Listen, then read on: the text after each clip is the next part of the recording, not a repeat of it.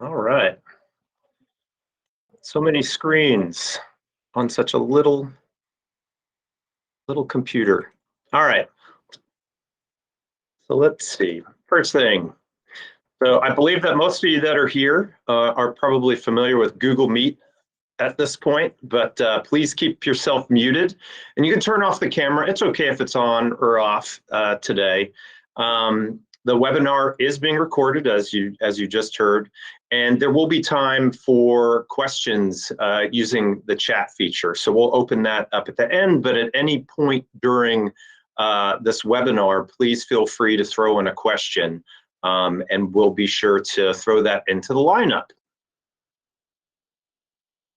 So of course, this is the Virginia Department of Housing and Community Development program here, and DACD is committed to creating safe, affordable, and prosperous communities to live, work, and do businesses in Virginia.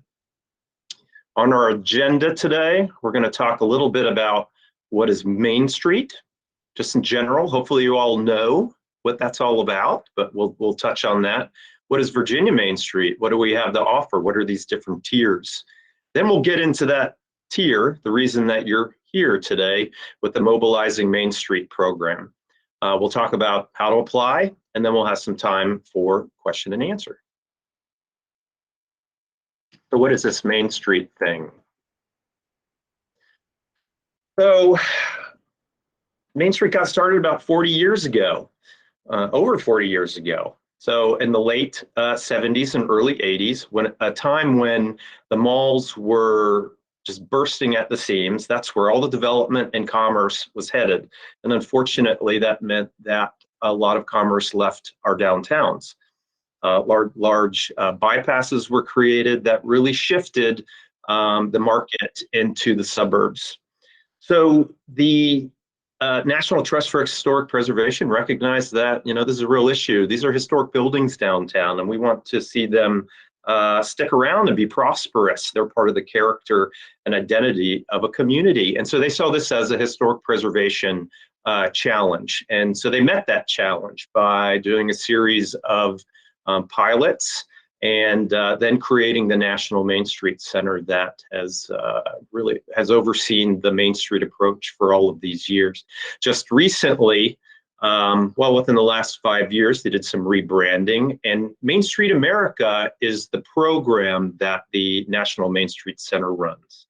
So nationally recognized, locally powered. So part of this Main Street network, you have over 2,000 commercial districts in the US, and I believe there's some overseas. Grassroots revitalization framework that creates vibrant, people-centered places. It's asset-based economic development. Of course, that's preservation-based economic development. One of the biggest assets are the buildings. And then, of course, the people that occupy them and the people that shop. And so Main Street, in order for it to work, is made up of passionate advocates, dedicated volunteers, influential stakeholders, and community organizers. It's that grassroots network that really fuels the great work that happens on Main Street. So some of the outcomes that you can expect, this is the why get behind something like this? Well, when you have a community that is being intentional about caring for hundreds of years of investments to their historic commercial core, you're reutilizing historic assets. You're working with your municipality and your local businesses and your property owners and the residents for that public-private collaboration. Main Street helps to preserve and create jobs because it essentially creates a more sustainable environment for commerce. So you are tending to supporting local businesses, and with that, creating new ones and the jobs that are associated with that growth. There's increased entrepreneurship by embracing startups and working with your local chamber and your small business development centers. So you're bringing more resources to locals to create new businesses. There's increased tax revenue because your buildings are being used to their maximum potential. And of course, when downtown looks great and your storefronts are filled and there's activities, things to do, a place to go on weekends, that really increases that community pride, especially because you've got that grassroots element. People can take ownership with what they've accomplished for such a healthy, amazing downtown. So there's that vibrancy with shoppers and property owners milling about, or even residents in downtown. You've got that regional allure. It really becomes that attraction for the region to gather. It's that not just the center of commerce, but the center of community. And then, of course, you're creating that sense of place that nobody else has, that is only yours. You've got your character, your history, your culture that is only yours and is part of your identity, and the reason people will come visit, the reason people will come downtown. So here, you heard about the why, but there are some great numbers that help to support the wonderful work that's happened. So National Main Street, as well as Virginia Main Street being a coordinating program, we have our reinvestment statistics that we track annually. So for nationally, dollars reinvested in 2021 alone, over $5.7 billion for national Main Street. Over 10,000 buildings have been rehabilitated. Over 30,000 net gain in jobs. Over 6,000 net gain in businesses. And here's that reinvestment ratio. So for every $1 that's invested in a Main Street program, $19 is invested from the private and the public sector. So in Virginia alone in 2021, dollars reinvested, 75 million. 371 buildings have been rehabilitated. 717 net gain in jobs, and 221 new businesses were created in 21. And that was a tough year. So it says a lot to say that we're actually gaining businesses and jobs during a really tough time with the pandemic. And then the reinvestment ratio. So for every $1 that goes into a Main Street program, the private and the public sector is investing $23, over $23 to match that. So that's an incredible ratio of reinvestment. So what is this Main Street thing? So of course you've got the Main Street approach, and we're looking at a comprehensive approach to managing and revitalizing that historic commercial core.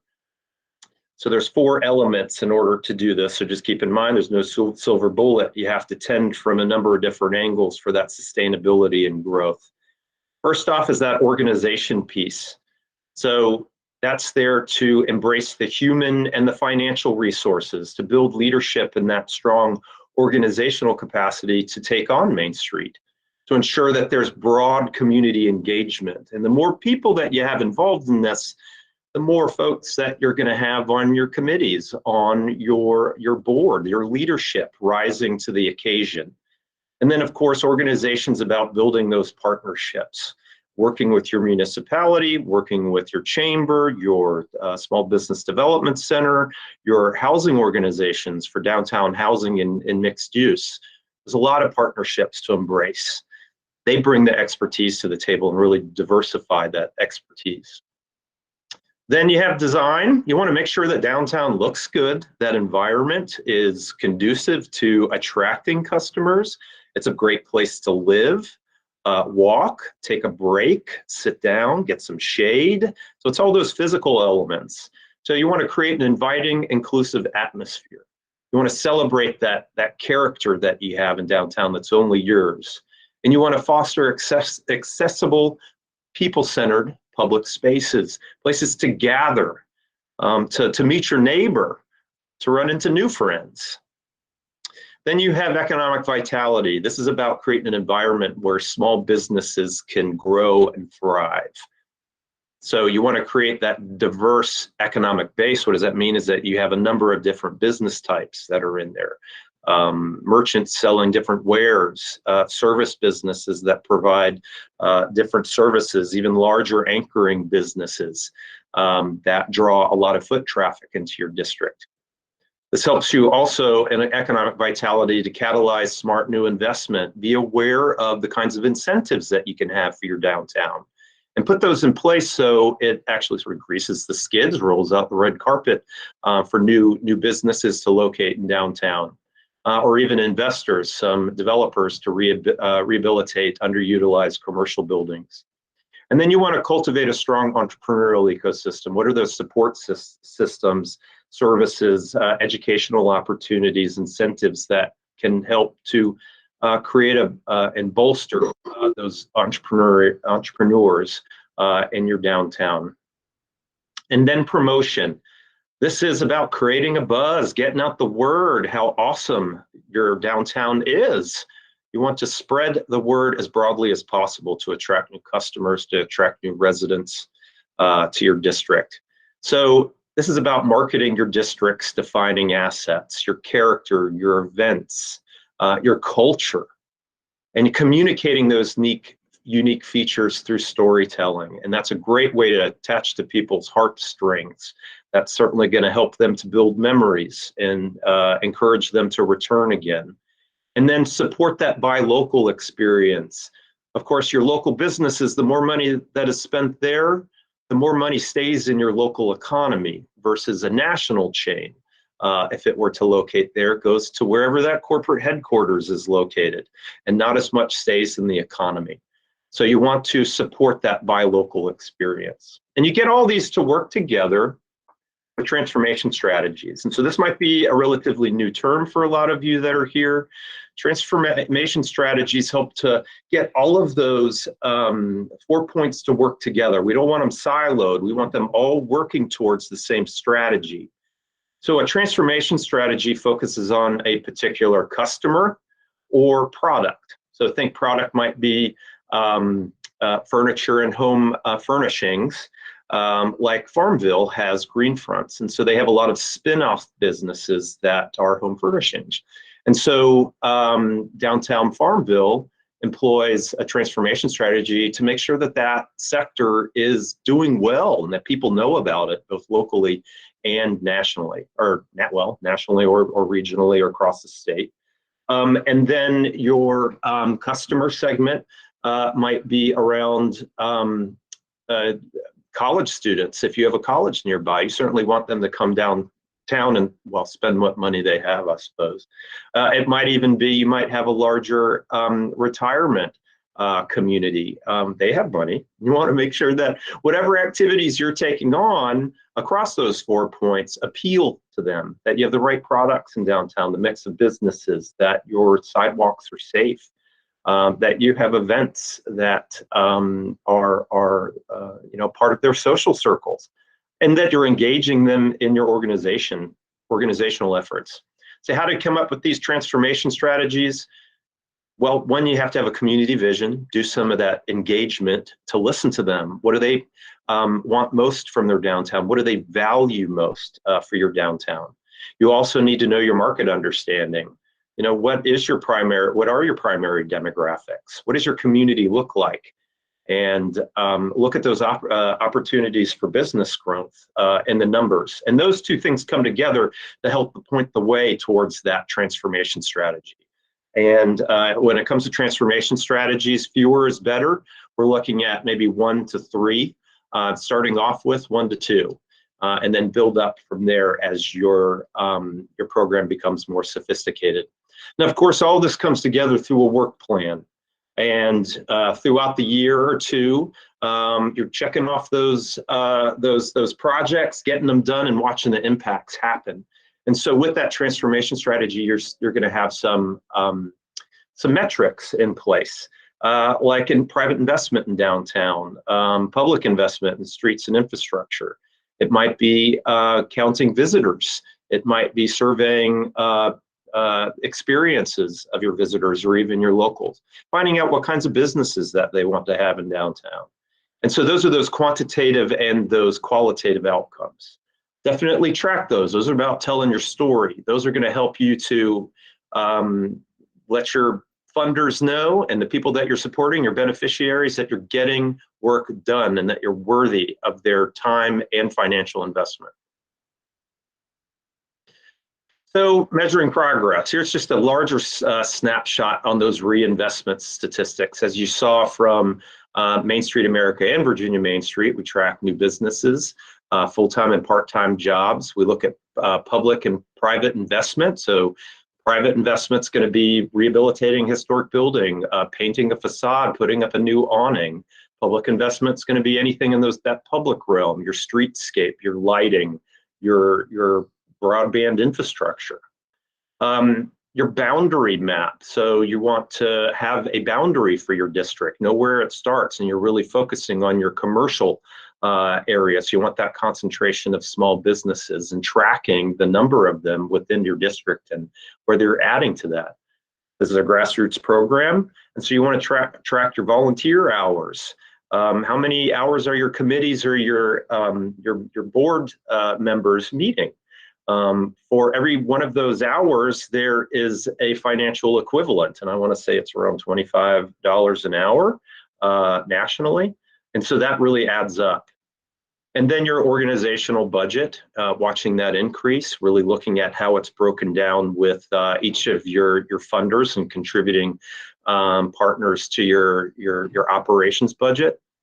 And then new construction projects. Are you having new construction in downtown? Do you have a vacant lot that finally has a contributing building within it? And then those public improvement projects and rehabilitation projects really break down specific numbers within the public and the private investment. Those are some of your typical ones. Now, as I said earlier, it's really important to recognize this grassroots piece of Main Street. For it really to work, you have to have people involved. This is a people program, both for your customers and your volunteers and folks that are going to fuel the efforts. So the Main Street approach is most effective in places where community residents have a strong emotional, social, and civic connection and are motivated to get involved and make a difference. There's the grassroots right there. And so this is what works best, that Main Street organization. An independent partner with local government and community organizations. It's recommended as a 501c3 nonprofit because of its fundraising capabilities and donor deductions.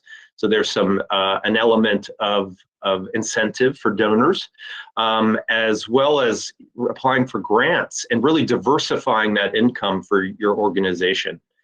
And the way that Main Street qualifies as a 501c3 is through public education, through lessening the burden of government. And in that regard, we see our local governments have their very specific responsibilities around zoning and public safety, even creating some incentives for entrepreneurial or just big business investment. And so actually managing a district to the degree of working with property owners and the business owners and creating promotions and services that help all of that to bolster the health of your economy is a bit beyond the burdens of local government. And so you all are helping to partner with them to just take that investment even further. So you're helping to combat community deterioration, and of course, historic preservation falls within this. The structure for an organization, a 501c3, we're looking at a governing board of directors. They would hire an executive director, and that answers primarily to the board president. You only want one boss in that regards. And then the executive director manages any support staff. We're seeing a lot of marketing part-time positions or contracted positions or assistant director roles to help out with the administration of all of the activities that are taken on day to day. And then committees. Now the committees, I just want to remind you guys, this is probably new information.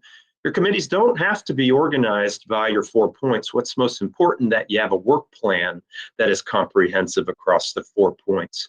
But your committees can really be organized around your priorities. It might be fundraising, it might be community engagement, it might be a merchant roundtable committee to bring them together in a forum. It might be for a specific event, it might be a task force for a specific project. So keep that in mind, be strategic about the use of those volunteers and their time. The more you have it arranged around clear beginning and endings for a project, the more volunteers you're going to have to participate in that. So, how do you know if you're being successful with Main Street? Well, there are benchmarks of success. Exploring Main Street communities may not be so aware of these because it's something that our advancing Virginia Main Streets or designated communities, they're held to the Main Street America Community Accreditation standards.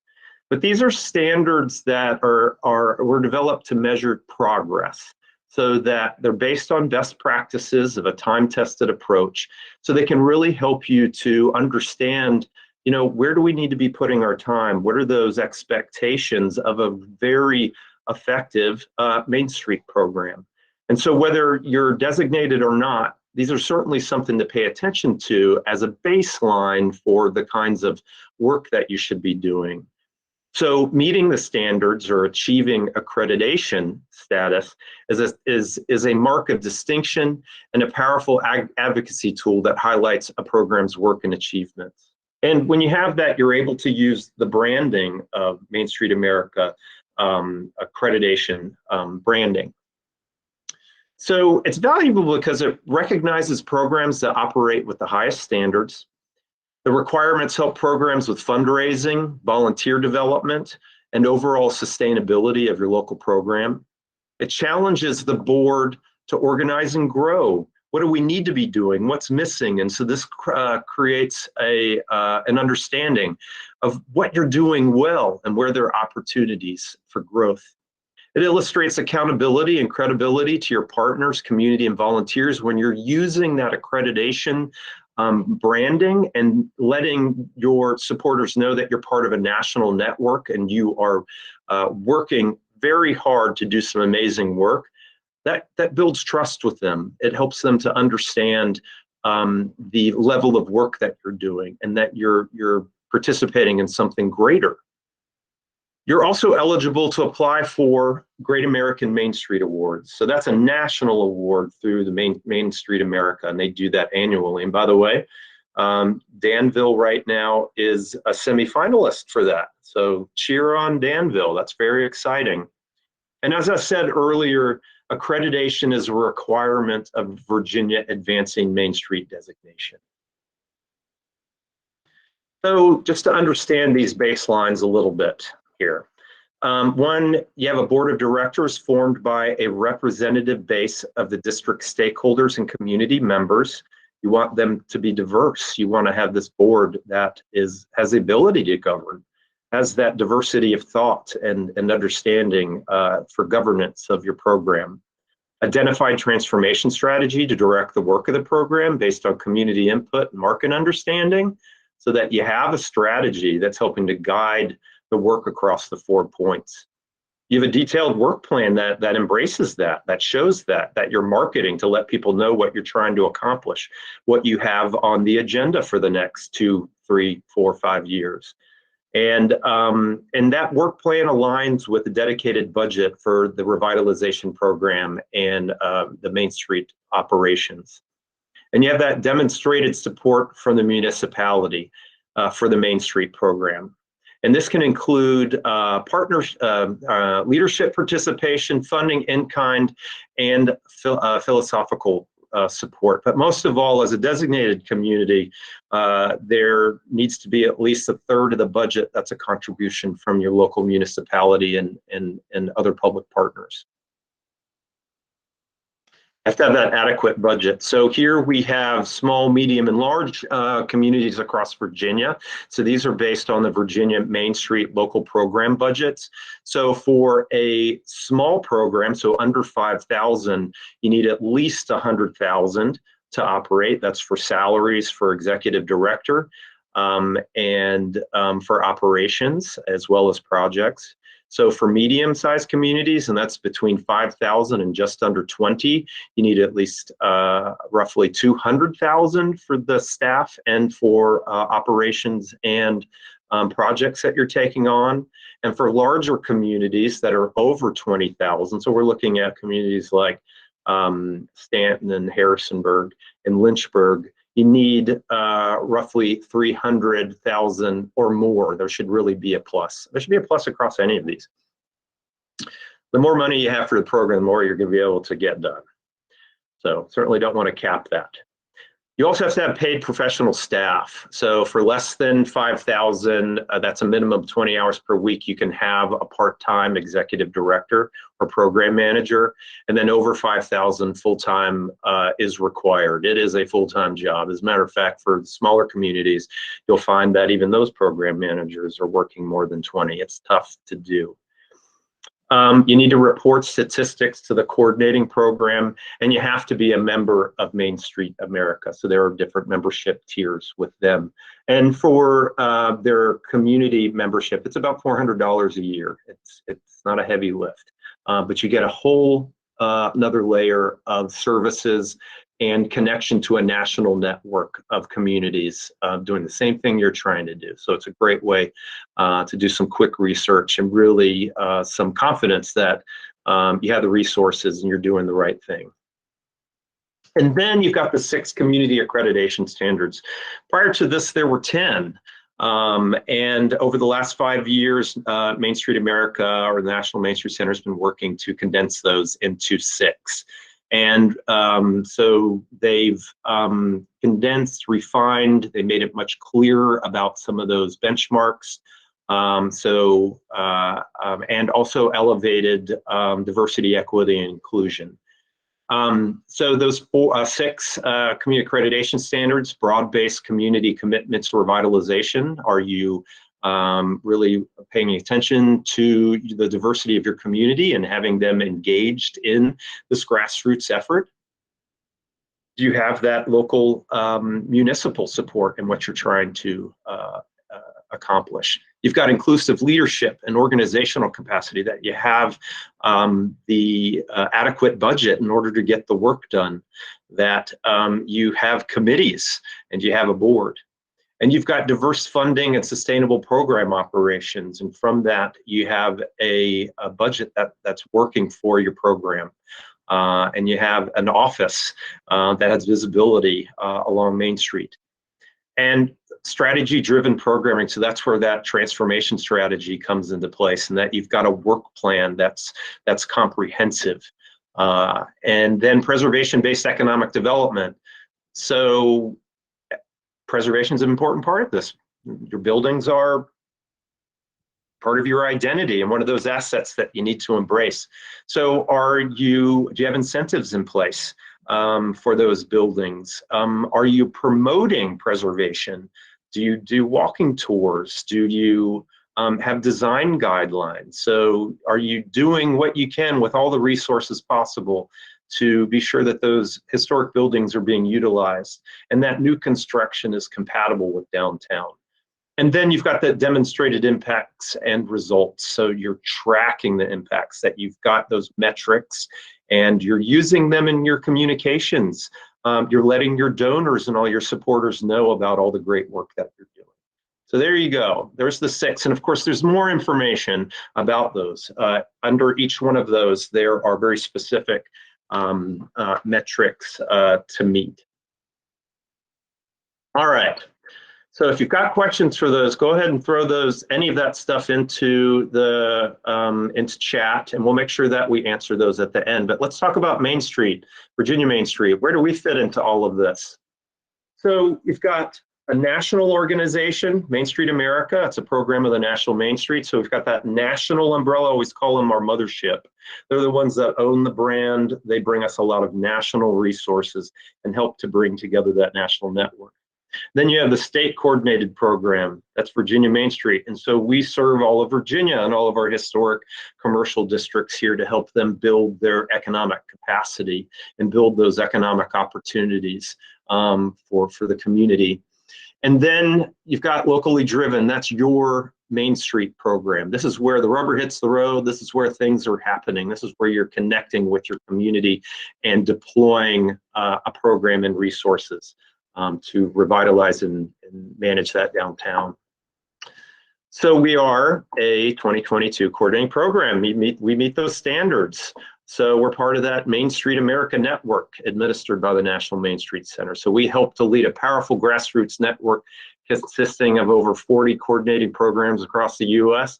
and over 1,200 neighborhoods and communities across the country committed to creating high-quality places and to building stronger communities through preservation-based economic development. All those buzzwords. So this is what it looks like for the state coordinating program. We've been around since 1985. We're one of the first state coordinating programs working with the National Main Street Center. There are 28 advancing Virginia Main Street communities. They're the designated communities. We've got 70 plus exploring Main Street communities, like a lot of you that are participating today. In 2018, we created these 3 tiers of participation. So Mobilizing Main Street was formerly called Virginia Downtowns, and Cape Charles is our first graduate from that. And they are now designated. So this is what that tier system looks like. So Exploring Main Street, it's a non-competitive application that's rolling anytime during the year. A community, if you're not exploring Main Street, and participating in that tier, you can apply for that. In addition to that non-competitive application, you need a resolution from your local government supporting these efforts. And this is a chance to learn about best practices and connect to a network of peers. Other than that, there aren't a lot of expectations. Use our services to the best of your ability and interests. But there are some grants. So now we have our Community Vitality Grant, and for fiscal year 24, that has been raised to $10,000. So that's very helpful to fund some of your projects. Then we have that middle tier, Mobilizing Main Street, that we're talking about. It is a competitive application process. It's designed to expand program development, and I'll get into that more in just a moment. And it's a learning laboratory for regions and districts that are too big to participate at our current program guidelines. So we do have a population cap at 70,000, and Lynchburg is our largest, but we haven't been able to work with larger cities like Newport News, Norfolk, Hampton, or even Alexandria, because of their size. What we're doing with Mobilizing Main Street is looking to tinker with embracing our neighborhood commercial districts, which are basically neighborhood main streets within the larger city. And so they also have access to these grants, both the 10,000 Community Vitality Grant, and I forgot to mention the Financial Feasibility Grant, which is $25,000 if you have an underutilized commercial building and within downtown. This does a lot of the pre-development work. They can pay for the environmentals, market study, and explore the end use architecturally, so that you can promote and find a developer for an underutilized commercial building. And then you have that highest tier, Advancing Virginia Main Street. It is a competitive application process. We do that every 3 to 4 years. You become designated. There's a suite of marketing and services that come from that, and then you're expected to be accredited for your time as a designated community. The grants are bigger. So if you're operating a higher standard, we give you more money. So you can apply for a $50,000 downtown investment grant as an Advancing Virginia Main Street community. You also have access to that Financial Feasibility Grant.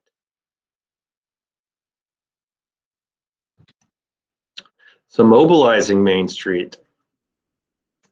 Let's dig in a little bit. So you want to know a little bit more about that. That's why you're here. So it's a 2-year program that provides targeted organizational development support to build a community's revitalization program using the Main Street approach.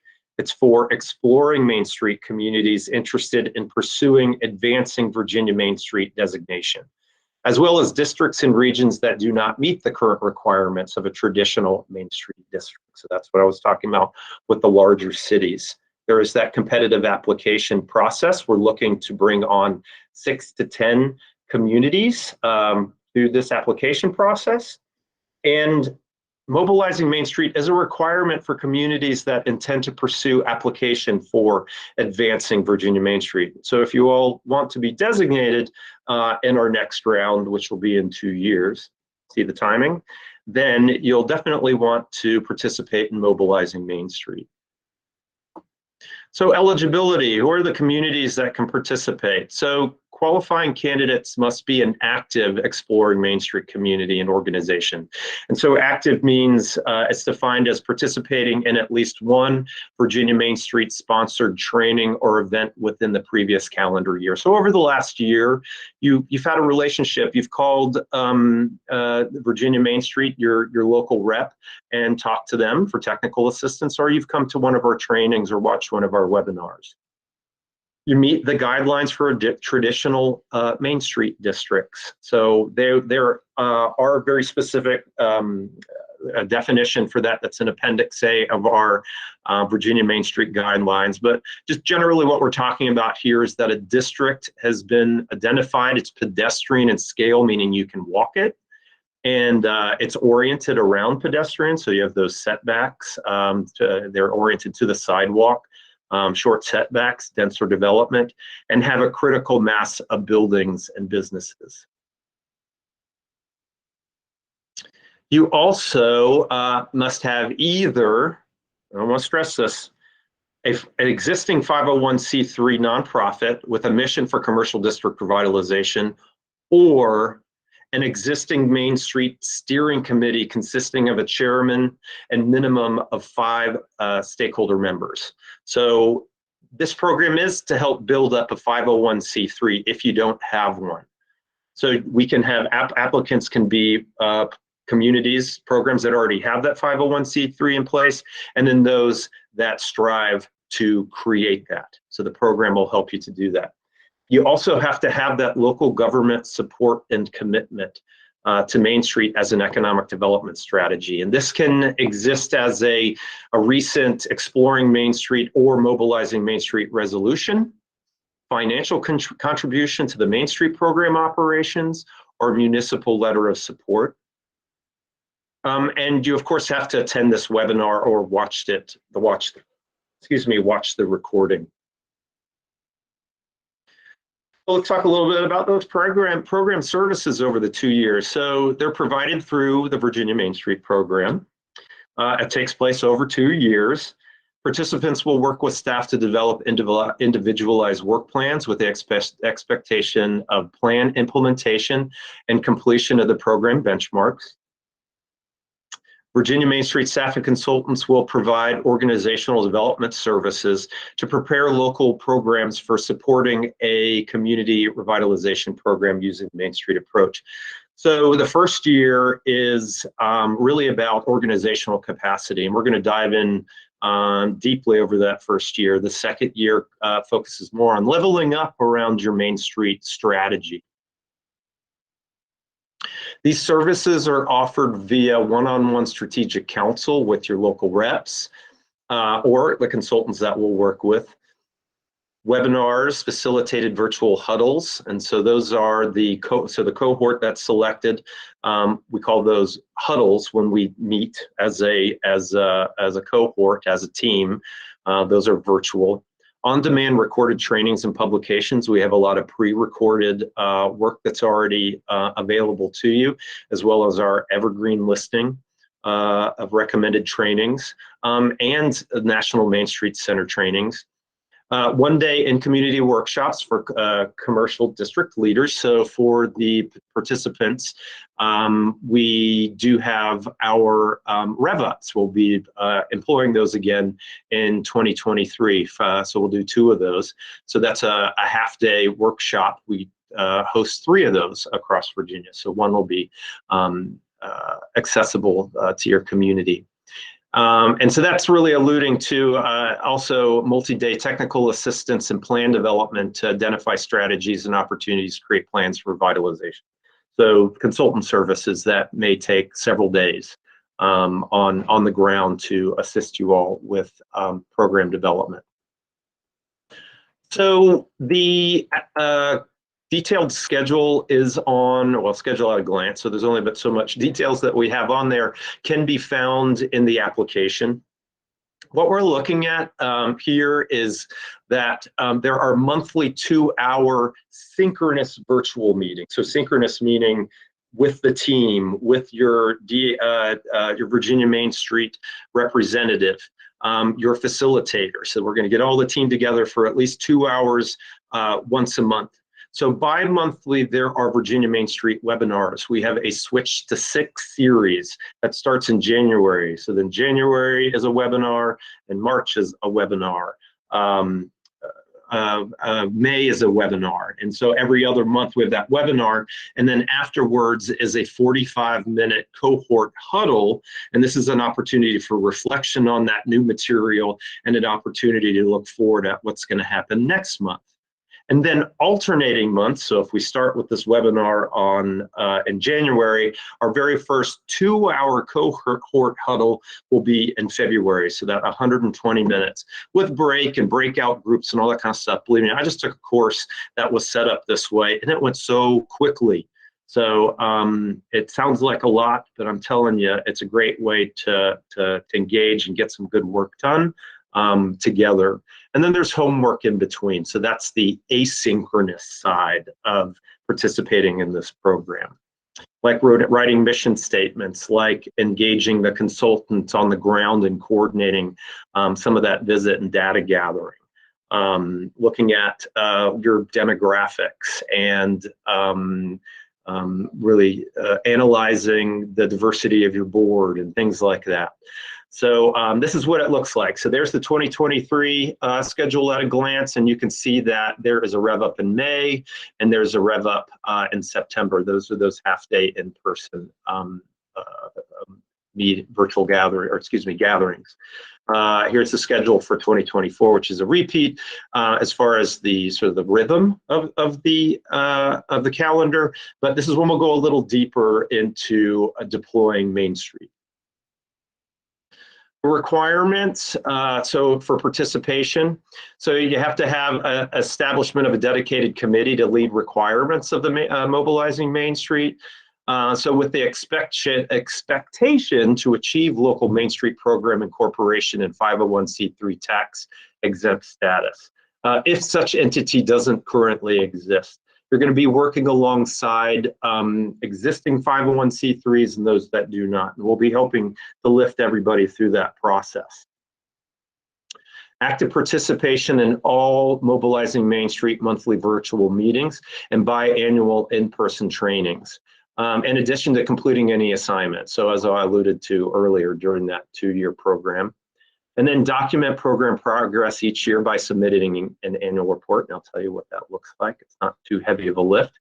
And then join, if you're not already a member, join and maintain Main Street America community membership at the affiliate level.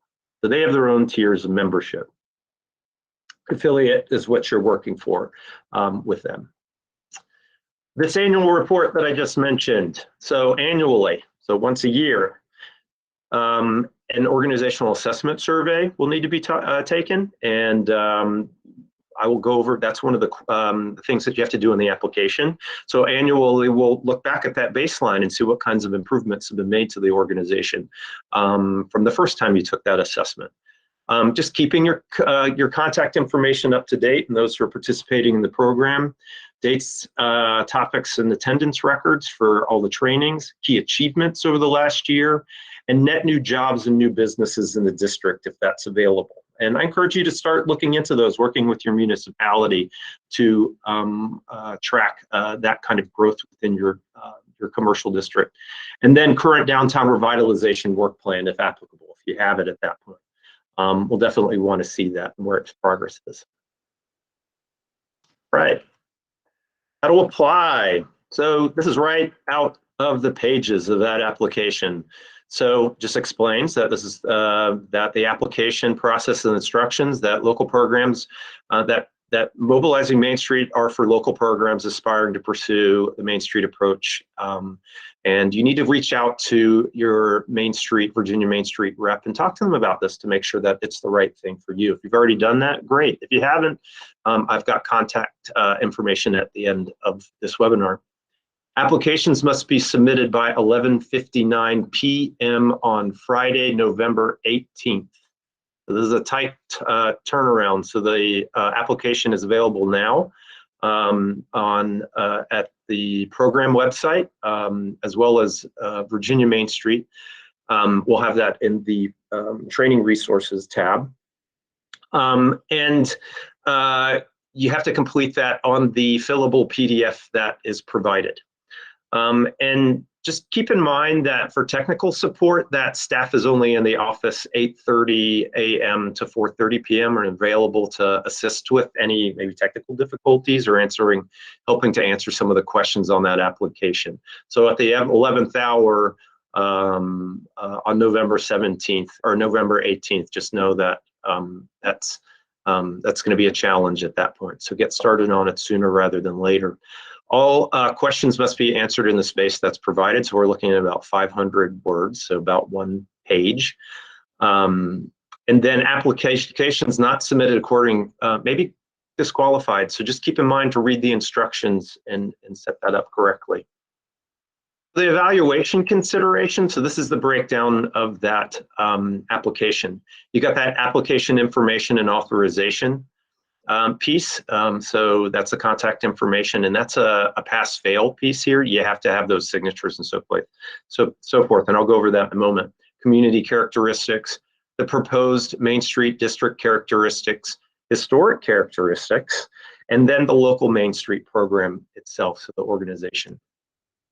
So the application information and authorization, we're looking at the names.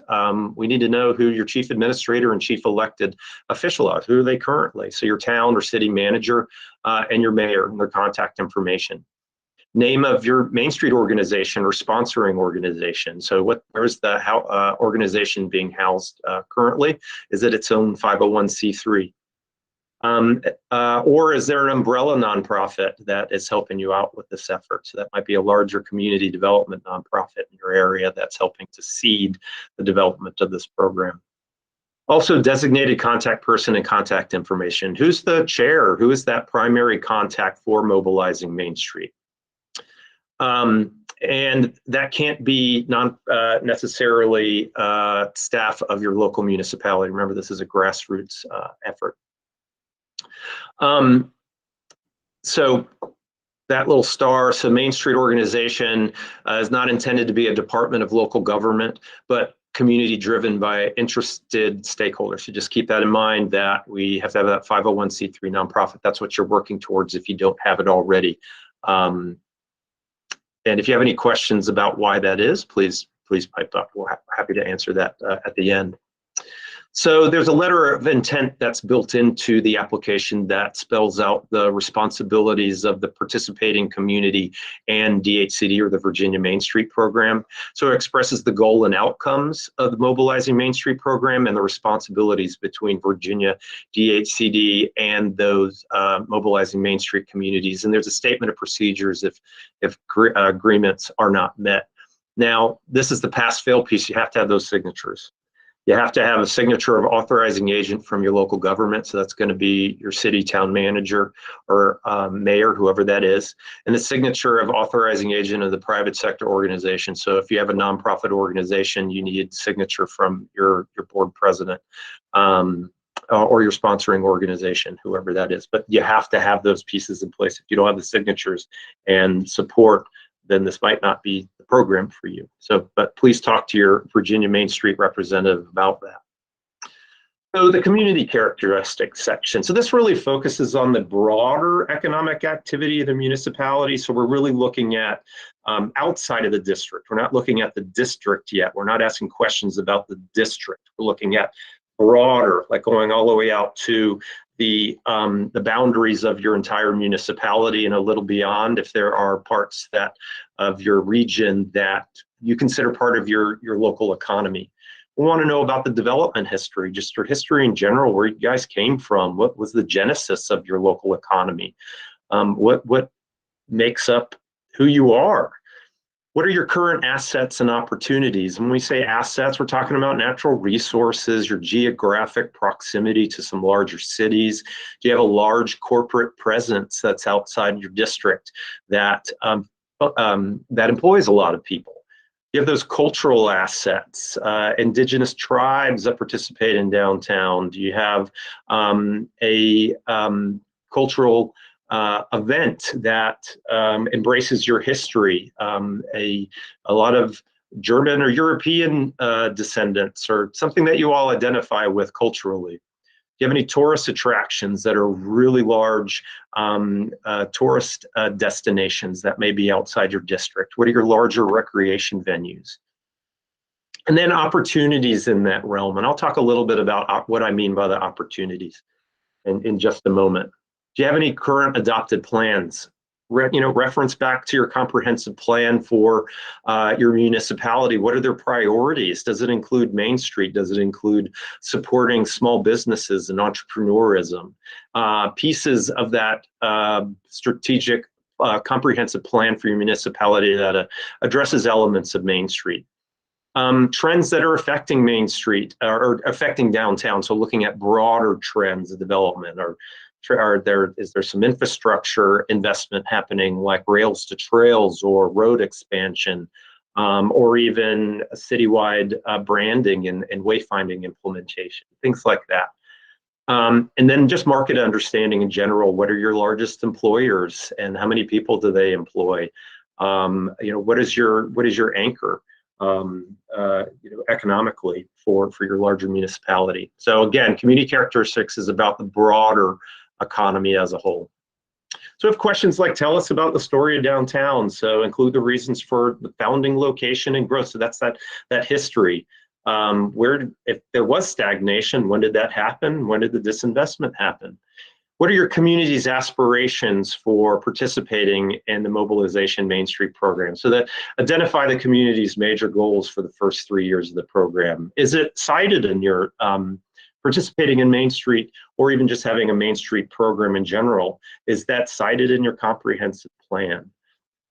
It may help to think of this as your next chapter in the story of your downtown. So what are those opportunities? What are you aspiring to accomplish? So, and then who are the individuals and the organizations you'll enlist as partners? And some of them aren't going to be in your downtown. Your small business development center is probably outside. Your chamber is probably regional. Maybe you've got a community college with an entrepreneurial program or hospitality program or something like that you're partnering with. So they probably are outside your district boundaries. So who are those partners that are going to help you do this Main Street thing and make it successful? And then here we get into the proposed Main Street district characteristics. Sorry, I wanted to look at my chat, so I didn't know if some of my team members are giving me a nod, but not right now. Not at the moment. So things must be going well. So the proposed Main Street district, now we're talking about the district itself. You've got your established boundaries, and this is where the density of your small businesses and your pedestrian-oriented development is located, your historic commercial core. So these questions focus on the distinctive character of that proposed district. So some of those physical characteristics that include architecture and your green spaces and maybe your boundary justification, why you chose those streets, your current assets and opportunities. So some of the things that I already mentioned from the regional, but on the district level, but this might also include housing. You might have a river that goes through downtown, so your natural resources. Do you have any tourist attractions in downtown? Historic theater, a museum. Who are your advocates? Talk about some of your people, the people that are participating just in general. Do you have enthusiastic small businesses? And then what is that market understanding? What is your business mix in downtown? Do you have a lot of artisan spaces and galleries? Is there a lot of retail, or is it service businesses at this stage? So just take a look at your business mix and take your best guess. You don't have to necessarily inventory all of those things at this stage. That can happen later. You already have that information, summarize it in some of your broader observations in that business mix. So here's a couple of the questions. Your proposed district. So list the proposed mobilizing Main Street district's major assets and greatest strengths. So including any of those special characteristics. What is working well for your district's economic opportunities? What is working well for you? Those are your strengths. Those are your assets that are attracting customers that really make up the core of your downtown. What do you value most about your district? So you're really looking at the strengths and what you value. What does the community value about your district? So that downtown. And then based on the current needs of the district, what are its best opportunities? And so you'll notice that in these questions, I don't necessarily, we leave out the words challenges and liabilities, but what we're trying to get you to do is think about these challenges and liabilities as an opportunity, not because it's a little more difficult to think about the future if you're focused on the things that are wrong or things that aren't working. But what you can do is turn them around and look at them as exciting opportunities. So here's just a little bit of help with you on this. And this is a great conversation guide also. So you look at and name whatever that problem might be. So what is the problem, the liability within your district, and what is the negative impact of it? And then you flip it, what's the positive opposite of that? And then frame it. What is the desired outcome from that flip? So here's an example. So if you name it, you've got broken and uneven sidewalks. They're dangerous. So you're naming it. Listing that alone is kind of sad, right? You don't like that. It's not very motivating. It's easy to get caught up on that issue or that liability. But if you flip it and know that you want even and newly surfaced sidewalks, there's that positive opposite. It's opposite of the broken and uneven sidewalks. It's even and newly surfaced sidewalks. And then you frame it. So what's the desired outcome from that flip? Well, you have safe and walkable pedestrian pathways to your local shops. That's the flip. So this is all part of appreciative inquiry. If you haven't heard me talk about it in the past, it's definitely worth your time to investigate. And I'll just leave it with that. So your historic characteristics.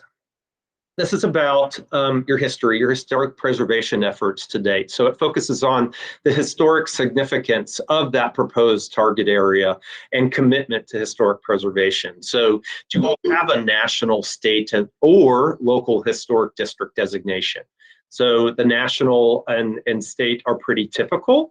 So they're done at the same time. You might so you have a district and all of its contributing buildings on the national and state registers.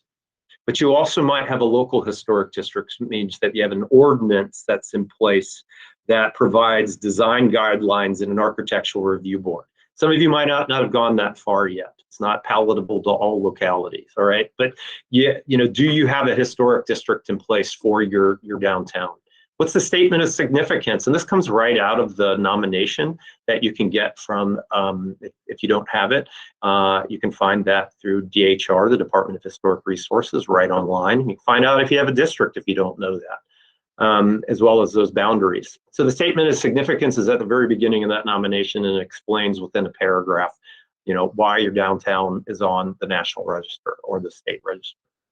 Do you have buildings that are individually listed? So a district is listed on the registers because it's a collection of buildings that are historically connected. They were developed about the same time. Individual listing is going to be a building that, because of its significance architecturally, its architect or something that happened within it generally, then it is elevated to the point where it is individually listed and it has its own nomination. So do you have any buildings like that are in downtown?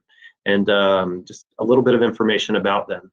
And then a description of any recent and planned historic preservation projects. Have there been anything rehabilitated in the recent past? Are there plans to do something in the near future? So question 6, does your downtown have a local, state, or national historic district? There you go, and I really went into the details there. And then question 7, list any major downtown structures that have been rehabilitated within the past 10 years. I know that might be a little hard the further back you go. You might have to be a little bit general about those versus the ones that have been rehabilitated in the last few years. But briefly state their historic use as well as their current use if a new purpose other than that which it was originally built. So meaning, hey, it was a warehouse at one time, but now it's been rehabilitated for housing or for co-working space or mixed use space.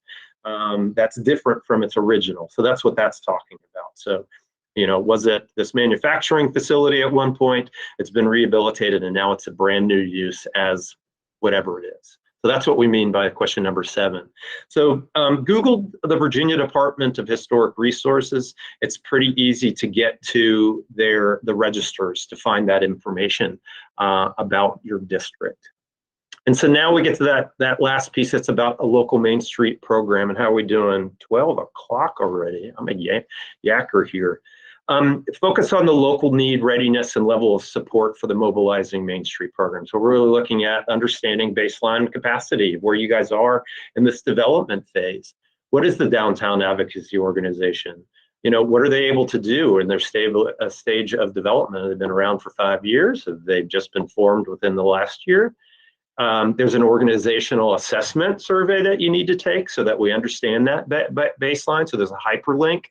And then highlight organizational leadership. Who is part of this effort? Who is on your board? Who is on your committee? What has been established and what is working well for your program to date?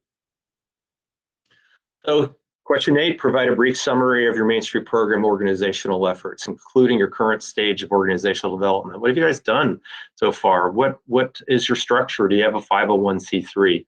And then you have the organizational assessment, this hyperlink here. It is active. It'll be active in this PDF of the presentation. It is also active within the PDF of the application itself. This is just to mark your benchmark your progress over time. I want to highlight, and you got a big star there, it's not to evaluate the application. It is to understand where you are starting at for this program. It is not an evaluation, so I can't say that any more clearly. Please provide a current list of leadership for the Main Street Organization's board or task force members. So, what's the organization? Their name, of course. The organizational position, their local organization they represent. It might be a local business. And then just a mini bio about what skills they're bringing to the table. Obviously, we've got a limited amount of space, and so you will be limited to as how much you can say, but stick to these bullets here with that information. And then what district community revitalization activities or efforts have occurred in the past 3 years? What have you guys done? Do you have a work plan? What have you done to build up the organization to this point? Have you done a community listening campaign? Have you signed an agreement with your local government? Whatever it might be to understand what you all are doing within the district. Have you thrown an event? Have you worked with a property owner or small businesses to help them find resources, whatever it might be? So you're really looking more at the kinds of activities that have happened over the last 3 years. And then when you submit the application, submit it in an electronic format, in that fillable PDF format that you were given. Attachments such as maps should fit with that.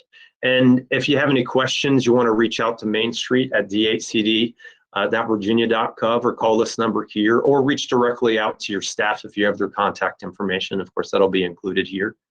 And then when you're ready to submit this, that goes to that Main Street at dhcd.virginia.gov. And just make sure that in the subject line of that transmittal email that you write your community name and then Mobilizing Main Street application, so we know to look for it. It doesn't get lost in everything else that's coming into that email. And then this is what that program expansion timeline looks like. So it opens today. That application opens today. It is available online. I will also send it with the follow-up email to this webinar. The applications are due November 18th by 11:59 p.m. The cohort announcement will happen roughly December 16th. So we hope to get that out as soon as possible. It might be earlier, who knows, but by December 16th, so mid-December. And then we begin service delivery on January 11th of 2023. That's when the orientation happens. And that's at 11 o'clock, also like a lot of our webinars. So we've got our program guidelines. We have updated those, and so you will find them. We will make sure that you have them. If you would like those draft guidelines, please speak up. They're going to have, the draft watermark in the background. They haven't been yet approved by our PR, but you can get your hands on those if you're interested to see. They have changed a little bit since the program guidelines, a little easier to understand. But within program guidelines, you find out more information about the tiers of participation, what the consultant services could look like, with more details about those grant funds and the performance monitoring, as well as the criteria and so forth. Oh gosh, here we are finally, 12:06, with me yammering on and on and on. So this is an opportunity to answer some questions. I'm gonna take this out of presentation mode for just a second. I'll open it back up again so we can, so that Blair can, so we can see her notes. All right, so now's a great time for Q&A. Let me kind of look back and see what we have here. I know there was some, Susan, okay, so it looks like Courtney answered the question about revenue, how much revenue should come from the municipality. And it looks like Courtney answered that yeah, as a designated community, it's required that there's at least roughly a third of the operating budget of your local program that comes from the municipality. They're buying into this economic development strategy. You all are lessening the burden of government. You're helping to be a partner and create, to build upon their investment, that return on investment. So their contribution is expected as a designated community. And so as Courtney said, no more than 50%. In the very beginning, if they're seeding your organization, it's probably, and that's welcome, it probably will be more than, say, later on as you build up other sources for your organization. But what we're looking at long-term is sustainability, so that you have other resources for that diverse funding stack. Yes, slides will be made available. All right, Susan Mack, we will be talking, I'm sure. Okay, so we'll make sure that you get those draft guidelines, same for everybody else. Do we have any other questions? Because we have about 5 more minutes. If you want to raise your hand, we don't have a monstrous group here. I'm happy to listen to your questions. It might be a little bit easier, it might be a little bit more comfortable doing that. So feel free to hit that little hand down at the bottom and happily take your questions. Are there any that we didn't quite hear? Any information that wasn't heard during the webinar?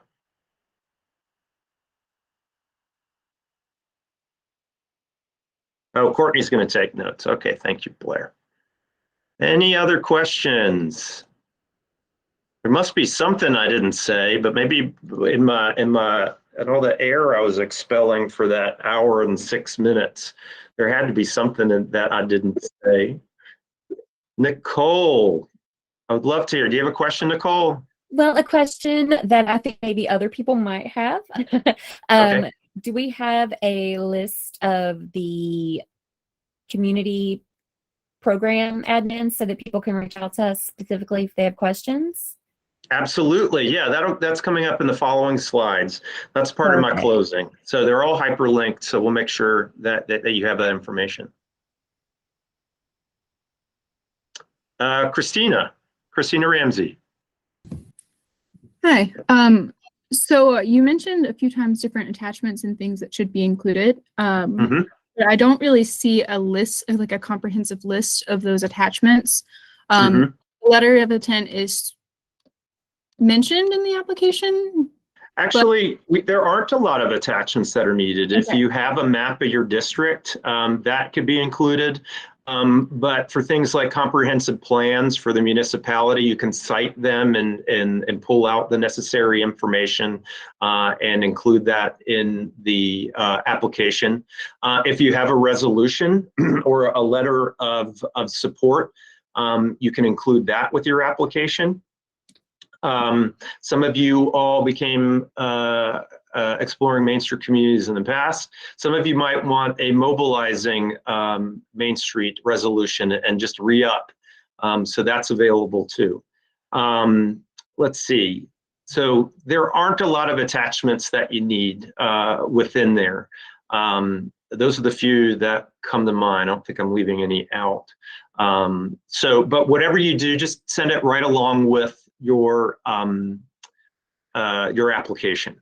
And we're certainly not going to turn any additional information away if it helps to understand your stage of program, your plans, your community's level of support, etc. Was that helpful? Yes, thank you so much. Sure, Christina, absolutely. Any more? Feel free to raise your hand. We got about 4 more minutes left. I'm happy to answer any questions, maybe something that wasn't so clear at this stage.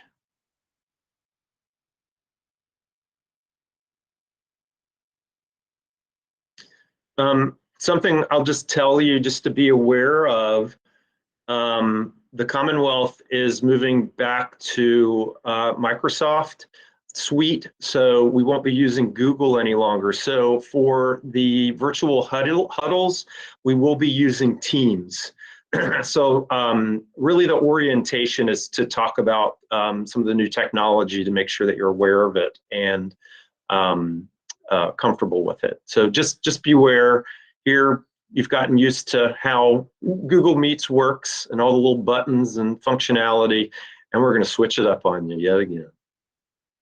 So just be aware, we're going to be using the Microsoft Teams going forward.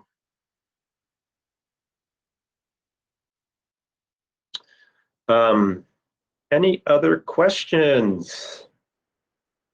How about from the team, Virginia Main Street team? Was there anything I left out? I think that was very thorough, Kyle. That was thorough. Awesome. Yes. Okay. Thank you, Courtney. I agree. I think you did an excellent job. All right. I love it. Thank you. Well, we'll add to these sort of frequently asked questions situation that we have set up. So as we receive questions over the next 5 weeks, we'll add them to the document and update them frequently. So just you'll have additional information, but I really encourage you to reach out to the Virginia Main Street staff.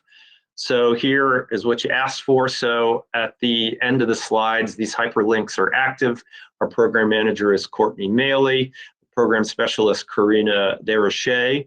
Blair Burglar oversees the Shenandoah region, so northern Shenandoah and northern parts of Virginia. Nicole Childress is in Southwest Virginia, and that goes as far north as Lexington, I believe, and as far east of just short of Martinsville, I want to say. We also have a new staff member. Welcome, Ellie. I can't wait to meet you in person. So Ellie is a new face around here. So you'll have, but we're not going to divide up, make any changes to our regions at the moment. I'm Kyle, which I don't even think I introduced myself, but I've been doing this so long, you might already know me.